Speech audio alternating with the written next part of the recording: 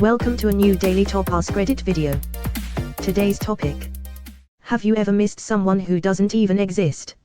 How did that happen? Falling in love in a dream and then waking up. It's not fun. This has happened to me a few times, even gotten married. I hate waking up.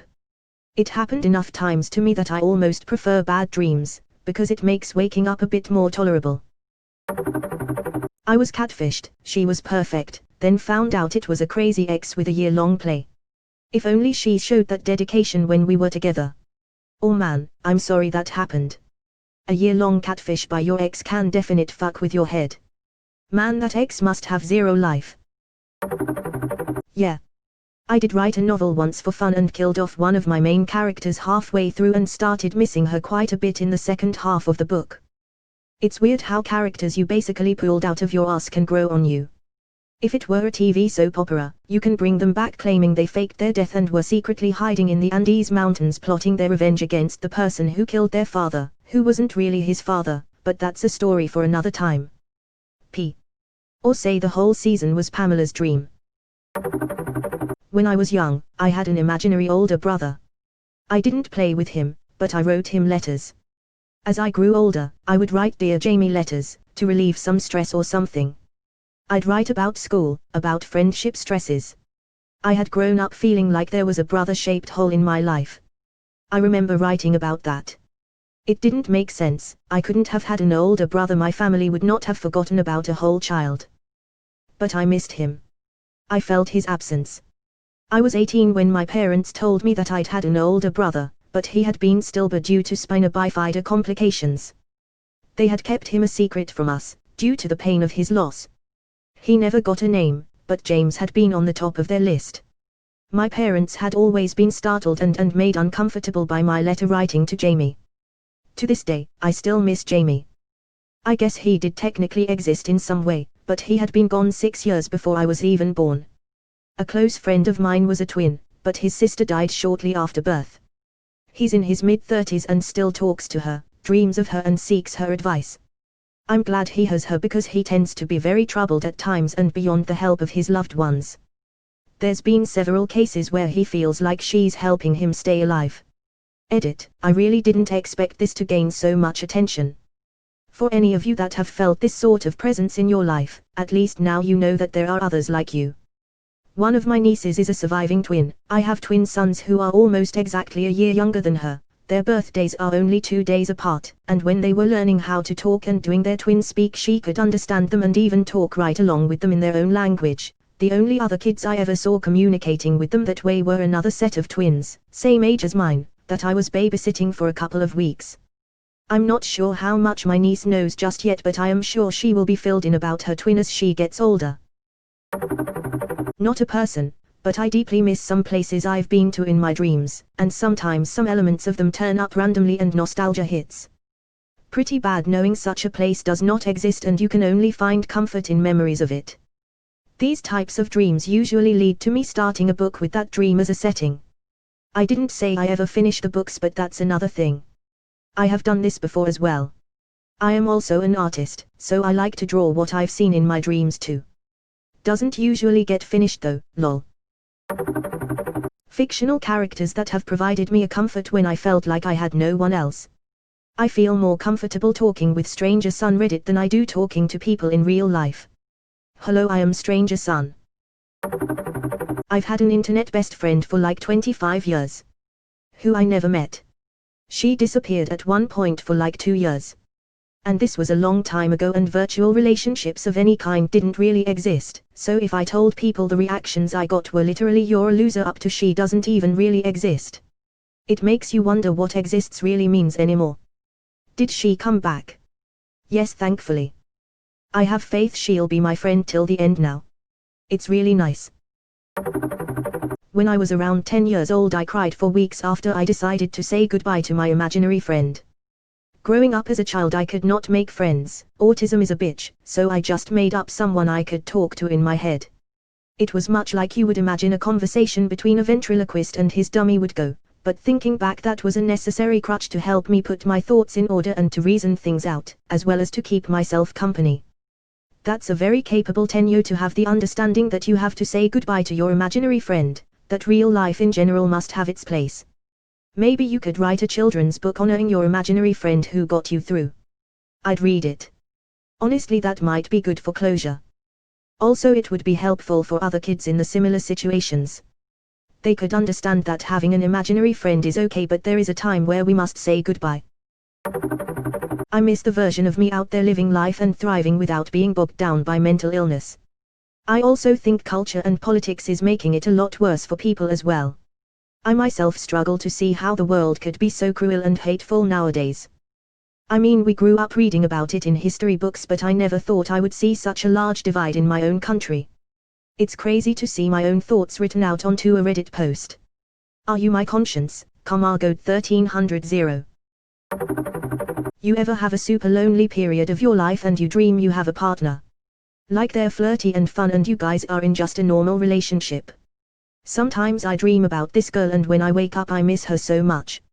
Of course, after like a minute of waking up I snap out of it, but for those first 10 or so seconds of waking up I am truly heartbroken because I felt a real connection to another human being for once, only to realize it was all fake. I'm not particularly lonely in my waking life. Well, obviously I'm a little lonely, at least on a subconscious level, but the dream loneliness hits extra hard. Dream emotions are so intense, they dredge up all that small stuff and amplify it 1,000-fold. I've dreamed of my dream guy too, or like, different dreams with different elements of him. I think it's great, even if it's sad and you feel hollow when you wake up, because it helps give you perspective on what you want in someone else, or something you're missing in life at least. Always have very vivid dreams.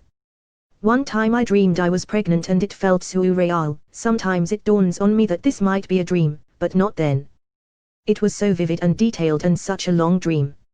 I was pregnant with a healthy baby girl, had a boyfriend and enough money to support a small family. Everyone was congratulating me. Everything was perfect. Then I woke up.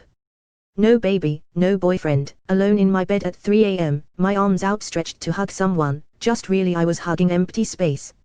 My flat stomach where my belly was supposed to be, my baby girl gone. It was devastating. Never cried so bad in my life. Dream haunted me for weeks. Tiniest things almost made me cry for 3 days. Damn you brain. Edit, typo. Also thanks for the awards and my sympathy to all the others who lost people in their dreams or dreamt about people lost in real life. Oh dear, I feel this one. Had a similar thing happen. It was a kind of love I've never actually come close to in real life, and I remember the moments in the dream when I think sometimes even to this day about what might have been. I'm sorry, and I don't understand why our brains do this shit to us. Unless we're actually living those moments in some alternate universe, in that case, why can't we just go there? I had a similar dream right after I had a miscarriage. I saw my daughter at around 4 years old with her dark curly hair and big hazel eyes. It was absolutely devastating to wake up and realize I would never see her grow up like that. Not me, but one of the most famous Reddit comments of all time is about this. https://r/askreddit.com/r/comments/oc7rc comment/c3 grams 4 I remember this story, and since reading it I've kind of been hoping that one day, I'll have one of these epiphanies and wake up back in hospital as a 13-year-old. I'm pretty sure I'd do everything way better this time. It'll be 10 years in December, so there's that. 10 years since what? Lamp story. Clicks. Lamp story. Didn't even click, I knew. Something similar happened to me. I got checked into a wall by this guy who was like 100 pounds heavier than me. This knocked me out. Then I woke up at the there was really nice nurse. I ended up dating her. After this I got my dream job. This was going on for 2 months. Well, one night I am just standing there looking in the mirror, then someone says, it's too perfect, and I wake up. I was actually in the but apparently I was awake for a week, except I wasn't. Me would stare at the wall, and I was douchebag to my GF and family during this week. I told my family what happened. They said I must be dreaming. The weird thing is I remember how everything felt, smelled. I could tell you how the dinner tasted for each night. But no matter what I tell them, they think I am crazy.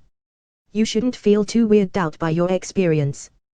You got to remember that all of our real memories, what we ate yesterday, first day of school, etc., are also just stored as neurons in our brain. When we get brain damage, it can happen that dreams or hallucinations are stored like memories and therefore feel the same. If you think about it, the difference between you reading a story about someone's life, and you remembering your life, is very little. If you don't remember that you just read a book but still know the content of it, you would have no way to separate it from reality without fact-checking. My father was arrested 7 days before my 2nd birthday. He pleaded no contest to 3 charges and served their respective 3-year terms concurrently, even though he deserved to be in prison for much longer. He had a supervised visitation when I was 5 and made it clear that he was disappointed in me. Growing up, I alternated between viewing him as a nearly supernaturally powerful monster and someone whose love I craved, even if it meant being abused. I met him when I was 19 and realized that he was just a sad, old man that did horrible things because he only cared about himself. When I was 24, I learned that he died from cancer. I couldn't understand why I had such a strong sense of loss. Over time, I realized that I was grieving the father I had always longed to have, the man my father could have been. His death removed any ambiguity. He wasn't going to magically transform into that ideal image. He was dead, and the version of him I had been holding out hope for was never alive. He blamed everything he did on his upbringing and the trauma he experienced, trauma he revisited on his wife and his own children. I have a wife and a young daughter. I always knew his excuses were a sham. I have experimental evidence of that now.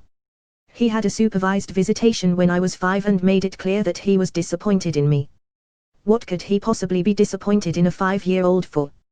I was very uncoordinated and couldn't play catch with him up to his standards. /______//